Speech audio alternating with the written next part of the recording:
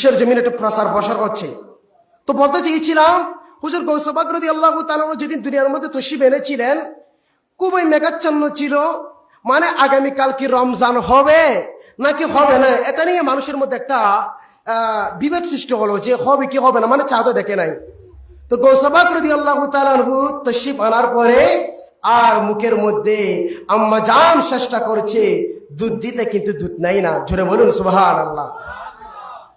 গৌসে পাক রাদিয়াল্লাহু তাআলা পৃথিবীর মানুষকে জানিয়ে দিয়েছেন, আয় দুনিয়াবাসীরা শুনো শুনো, আমি গৌসে পাক রাদিয়াল্লাহু তাআলা আল্লাহর পক্ষ থেকে বলে হয়ে এসেছি, আজ হলো পহেলা রমজান। তোমরা জানো না জানো না জানো না, আমি গৌসে পাক রাদিয়াল্লাহু তাআলা আশা মাত্রই রোজার মাধ্যমে জানিয়ে দিলাম আজকে পহেলা রমজান। জোরে বলুন সুবহানাল্লাহ।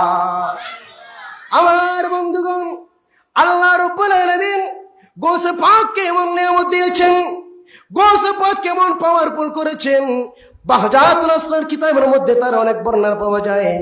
আমার ভাইয়ারা, গৌসে পাক রাদিয়াল্লাহু তাআলা বলেন, আমি কেমন বলি জানোনি, পৃথিবীর সমস্ত অলির কাদের উপর আমি গৌসে পাকের কদম। জোরে বলুন সুবহানাল্লাহ।